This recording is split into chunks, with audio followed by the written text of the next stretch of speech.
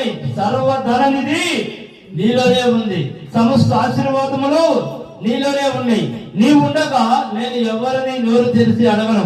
నీవేళ ఈ వాక్యం విని ఏ బిడ్డ హృదయంతో అయినా నువ్వు మాట్లాడి ఆ బిడ్డ హృదయాన్ని ప్రేరేపించి ఆ బిడ్డతో నువ్వు సహాయం కనుక చేపిస్తే అది నీ చిత్తం. నేనైతే మాత్రం అయ్యా నువ్వు ఇస్తావా, నేను మందిరం కడుతున్నాను, నేను ఎవరిని అడగను నా యేసయ్యా అని నేను అనుకున్నానమ్మా. దేనికంటే ఆయన సర్వశక్తి కలిగిన దేవుడు, ఆయన చిత్తం నేను మందిరం కట్టాలి అనేది ఆయన చిత్తం. కారణం ఏమిటంటే నాకు చూపించాడు, సంవత్సరంన్నర క్రితమే నాకు చూపించాడు. మందిరపు తాళాలు చెప్పులిస్తూ యేసయ్య చూపించాడు. నా కొరకు పెద్ద చర్చి కట్టి తాళాలు నాకు ఇచ్చాడు. కాబట్టి నేను ఇంత బలమైన విశ్వాసంతో నేనున్నాను.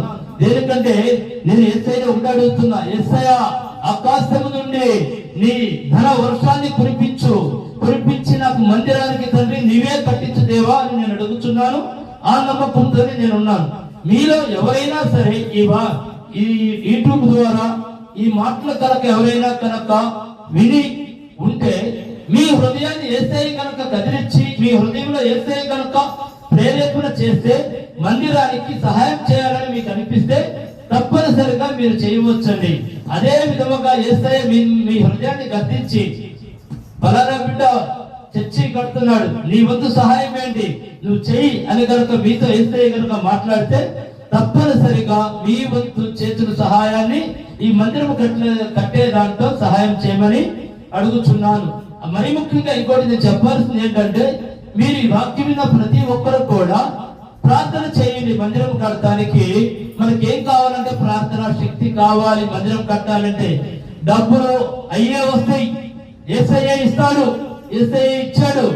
కానీ మనం చేయవలసింది ఏంటి, ఈ వాక్యం విన్న ప్రతి ఒక్కరు కూడా దయచేసి మందిరము కడుతున్నాడు ఆ బిడ్డ, దేవా నీవే సహాయం చేయండి అని ప్రార్థన చేయండి. దేనికంటే మనకు కావాల్సింది ఏమిటి అంటే ప్రార్థనా సహాయం, ధనము కన్నా కూడా ప్రార్థనా సహాయం ఎంతో అవసరం అండి.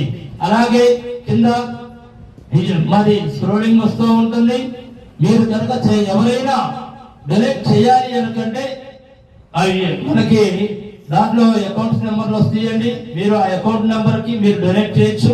అదే విధముగా మీరు స్కానింగ్ చేయాలి అనుకున్న స్కానర్ కూడా వస్తుంది, మీరు స్కాన్ చేసి కూడా డిపాజిట్ చేయొచ్చు.